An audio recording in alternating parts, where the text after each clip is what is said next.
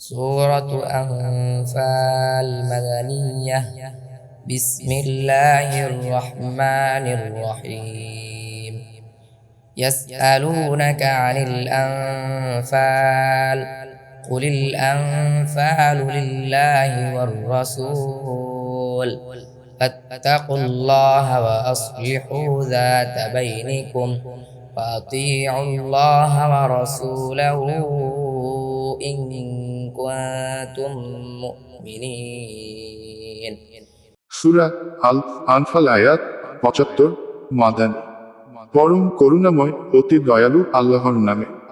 এক লোকেরা তোমাকে গনিমতের মাল সম্পর্কে জিজ্ঞাসা করে।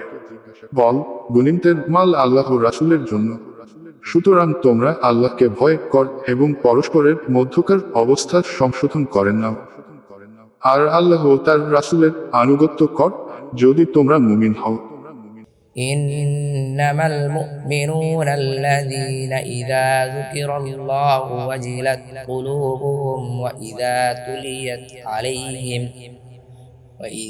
تليت عليهم آياته زادتهم إيمانا وعلى ربهم يتوكلون. দুই মুমিন তো তারা, যাদের অন্তরসমূহ কেঁপে উঠে যখন আল্লাহকে স্মরণ করা হয়, আর যখন তাদের উপর তার আয়াতসমূহ পাঠ করা হয় তখন তা তাদের ঈমান বৃদ্ধি করে এবং যারা তাদের রবের উপরই ভরসা করে। الذين يقيمون الصلاة ومما رزقناهم ينفقون. তিন, যারা সালাত কায়েম করে এবং আমি তাদেরকে যে রিজিক দিয়েছি তা হতে ব্যয় করে। أولئك هم المؤمنون حقا لهم درجات عند ربهم ومغفرة ورزق كريم. চার, তারাই প্রকৃত মুমিন।